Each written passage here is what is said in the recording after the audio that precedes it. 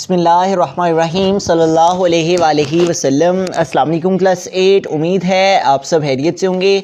आज हम करेंगे यूनिट 4 की एक्सरसाइज 4.3 के क्वेश्चन नंबर 7 को। इससे कबल हम प्रीवियस वीडियोस में एक्सरसाइज 4.3 के क्वेश्चन नंबर 1 to 6 क्वेश्चन तक डिटेल से तमाम क्वेश्चंस को डिस्कस कर चुके हैं। इनके लिंक मैंने डिस्क्रिप्शन में दे दिए हैं, आप इनसे रिलेटेड भी लेक्चर ले सकते हैं। एक्सरसाइज 4.3 के क्वेश्चन नंबर 7 की जानिब चलते हैं। क्वेश्चन नंबर 7 है, a person died living behind inheritance of 3 lakh rupees, distribute the amount among 4 sons and 3 daughters so that each son gets double of what a daughter gets. Find the share of each when a debt of 80,000 rupees was also to be paid. तो एक शख्स है जो कि अपने पीछे 3 lakh rupees की जो विरासत है वो छोड़ के गया है, जिसको हमने 4 सन्स और 3 डॉटर्स पे डिवाइड करना है, जबकि उस पे जो कर्ज है, जो डेब्ट है, उसकी अमाउंट 80,000 रुपीज़ है। और इसके साथ उसने ये भी कहा है कि जो सन है gets double of what a daughter gets है, जो बेटा है उसको डॉटर की निस्बत, बेटी की निस्बत एक हिस्सा ज़्यादा मिलेगा, यानी कि उसको 2 हिस्से मिलेंगे, जबकि बेटी को एक हिस्सा जो इनहेरिटेंस में है वो मिलता है। अकॉर्डिंग टू इस्लामिक शरीयत बेटे को 2 हिस्से और बेटी को एक हिस्सा दिया जाता है। तो इट मीन्स के 4 सन्स हैं और 3 डॉटर्स हैं, तो इनके बिटवीन में जो बेटे हैं इनको 2-2 हिस्से, जबकि बेटी को एक हिस्सा जो है वो इनहेरिटेंस पे मिलेगा। तो हम सबसे पहले जो गिवन डाटा है उसको लिखेंगे। तो हमारे पास यहाँ पे ये जो इनहेरिटेंस की टोटल अमाउंट है, सबसे पहले इसमें से हमें ये जो डेब्ट है, कर्ज है, उस पर जो कि उसे पे करना था, तो ये डेब्ट की कर्ज की रकम जो है वो हमें सेपरेट करना होगी इस टोटल अमाउंट से। उसके बाद जो रिमेनिंग हमारे पास अमाउंट आएगी उस पर हम जो है 4 सन्स और 3 डॉटर्स का जो शेयर है वो डिस्ट्रीब्यूट कर देंगे। तो सबसे पहले हम गिवन आइटम लिखते हैं टोटल अमाउंट लेफ़्ट, कि वो कितनी अमाउंट जो है वो छोड़ के गया है। टोटल अमाउंट लेफ्ट, और वो है यहाँ पे 3 लाख रुपीज़ है, तो हमारे पास आ जाएगा 3 और 3 लाख रुपीज़। और इसमें से उसे जो है वो कर्ज है उस पर हिज डेब्ट वो हम लिखेंगे हिज डेट, और वो डेट कितना है 80,000 रुपीज़। तो हमें क्या करना होगा कि जो उसको पे करना पड़ा है उस पे करने वाली अमाउंट को टोटल अमाउंट से हम माइनस कर देंगे, तो वो हमारे पास रिमेनिंग इनहेरिटेंस आ जाएगा। हम यहाँ पे लिखेंगे रिमेनिंग इनहेरिटेंस, कि जो अमाउंट उनके पास विरासत में बाकी बची है इस डेट को, इस कर्ज को माइनस करके। तो 3 लाख टोटल अमाउंट थी, उसमें से उसे 80,000 जो है वो कर्ज अदा करना था, ठीक है। तो हम 3 लाख में से 80,000 जो है वो माइनस कर देंगे। 3 लाख इसको सेपरेट करेंगे 80,000 से, तो हम 3 0 से ये 3 माइनस किए तो यही आ गया। उसके बाद ये 0 माइनस 0 0 आ गया। अब 0 से 8 सेपरेट नहीं होंगे, इस 3 से कैरी लिया, यहाँ 10 हो गए, तो 10 माइनस 8 हमारे पास क्या आ गया 2, और यहाँ पे रिमेनिंग हमारे पास 2 रह गए क्योंकि 1 कैरी इधर मूव किया था। तो यहाँ पे क्या आ गया हमारे पास 2,20,000 रुपीज़ जो हैं वो रिमेनिंग इनहेरिटेंस में आ जाएंगे, 2,20,000 रुपीज़। तो अब हमें क्या करना है, इस 2,20,000 रुपीज़ को 4 सन्स पे और 3 डॉटर्स पे डिवाइड कर लेना है। तो इसके लिए हमें रेशो फाइंड करना होगी। तो हम यहाँ पे लिखेंगे रेशो बिटवीन 4 डॉटर्स हैं, 4 सन्स हैं, रेशो बिटवीन 4 सन्स और डॉटर्स कितनी हैं 3, 4 सन्स एंड 3 डॉटर्स। तो हम रेशो फाइंड करेंगे ratio between 4 sons and 3 daughters. तो इनके बिटवीन में हमें रेशो फाइंड कर लेना है।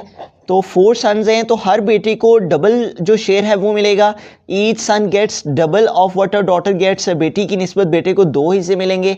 तो रेशियो के लिए हमारे पास 4 सन्स हैं तो ये 2 शेयर एक बेटे को, और उसके बाद ये डबल शेयर एक दूसरे बेटे को, और ये 2, और उसके बाद ये थर्ड 2, ठीक है, 4 2, ठीक है। तो इस तरह 4 सन्स हैं, 2 शेयर एक को, और 2 शेयर सेकंड सन को, 2 शेयर थर्ड सन को, और 2 शेयर ही 4 सन को दिए जाएंगे। तो इस तरह से बेटों के बिटवीन में रेशो आ गई। उसके बाद डॉटर्स से बेटियों के बिटवीन में रेशो, हमारे पास बेटी को एक हिस्सा मिलेगा, तो 1 शेयर एक बेटी को, सेकंड शेयर एक बेटी को, और ये 1 जो है ये थर्ड बेटी को। तो इस तरह से हमारे पास ये रेशो आ गई है 4 सन्स 2:2:2:2 और 3 डॉटर्स (1:1:1:1). अब हमें इनका सम निकाल लेना, तो हम लिखेंगे sum of ratio is equal to, तो इन तमाम वैल्यूज़ को हम प्लस कर लेंगे, 2 + 2 + 2 और उसके बाद +2, 1 2 3 4 टाइम 2 है, उसके बाद 3 टाइम 1 है, 1 + 1 + 1। तो इन तमाम नंबर्स को प्लस कर लेते हैं, 2 + 2 4, 4 + 2 6, 6 + 2 8, 1 9, 1 10 और 1 11। तो इस तरह से हमारे पास जो है वो सम ऑफ रेशो के आ गया है 11। तो अब हम पहले जो है वो शेयर फाइंड कर लेंगे ईच सन का। हम यहाँ पे लिखेंगे शेयर ऑफ ईच सन, कि हर एक बेटे को कितना शेयर मिलेगा, शेयर ऑफ ईच सन। तो उसके लिए हमें क्या करना होता है, एक बेटे को चूँकि शेयर में 2 हिस्से मिलेंगे तो 2 को हम ऊपर लिखेंगे न्यूमरेटर में, ठीक है। बेटे को 2 हिस्से मिलेंगे तो ये 2 ऊपर आएगा और जो डिनोमिनेटर है उसमें हमारे पास सम ऑफ रेशो आ जाएगा जो कि 11 है, और इसको हमें मल्टीप्लाई कर देना है जितनी अमाउंट है रिमेनिंग इनहेरिटेंस में, जो कर्ज की रकम है उसको माइनस करके आई हुई, तो वो हमारे पास आई हुई है रिमेनिंग इनहेरिटेंस की अमाउंट 2,20,000 रुपीज़। तो इसके साथ हमें इसको मल्टीप्लाई कर लेना है 2,20,000 रुपीज़ को, ठीक है। तो अब हम इसको देखें, यहाँ पे हमारे पास 11 है और यहाँ पे 22 है, तो इन दोनों नंबर्स की कटिंग पॉसिबल है, तो इनकी हम कटिंग कर लेंगे। 11 1 टाइम 11 एंड 11 2 टाइम 22, और उसके साथ हमारे पास 1 2 3 एंड 4 टाइम जो है वो 0 आ जाएगा, 1 2 3 एंड 4। तो इस तरह से हमारे पास क्या वैल्यू आ गई, यहाँ पे क्या रकम आ गई है 20,000। तो हमारे पास क्या आ जाएगा 2 × 20,000। तो अब हम 20,000 को 2 से जो है वो मल्टीप्लाई कर लेते हैं, 20,000 मल्टीप्लाई बाई 2, तो 2 0 टाइम 0, 2 0 टाइम 0 और उसके बाद अगेन 2 0 टाइम 0 और फिर उसके बाद 2 0 टाइम 0 एंड 2 2 टाइम 4। तो इट मीन्स के ये 40,000 जो 1 10 100,000 10,000 40,000 अमाउंट है जो कि 40,000 हर एक बेटे को आएगी। 4 सन्स है तो हर बेटे को जो है वो 40,000 एंड 40,000 रुपीज़ जो हैं वो मिलेंगे। अब हम जो है वो share of each daughter find कर लेते हैं कि बेटी को कितना हिस्सा मिलेगा। अब हमें share of each daughter find करना है, तो इसके लिए बेटी को चूँकि इनहेरिटेंस में एक हिस्सा मिलता है, ठीक है, विरासत में एक हिस्सा मिलता है, तो हम यहाँ पे 1 को न्यूमरेटर में लिखेंगे, ओवर डिनोमिनेटर में जो सम ऑफ रेशो है जो कि सम ऑफ रेशो 11 है वो आ जाएगा, ठीक है, डिनोमिनेटर में 11 आ जाएगा, और इसको हमें मल्टीप्लाई कर देना है रिमेनिंग इनहेरिटेंस जो कि 2,20,000 रुपीज़ है। तो इसको हम मल्टीप्लाई करेंगे 2,20,000 रुपीज़।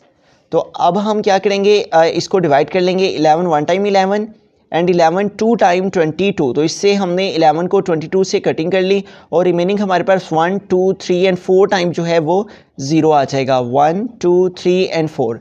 तो यो हमारे पास इस वैल्यू को जब हम 1 से मल्टीप्लाई करेंगे तो क्या आ जाएगा 20,000 रुपीज़।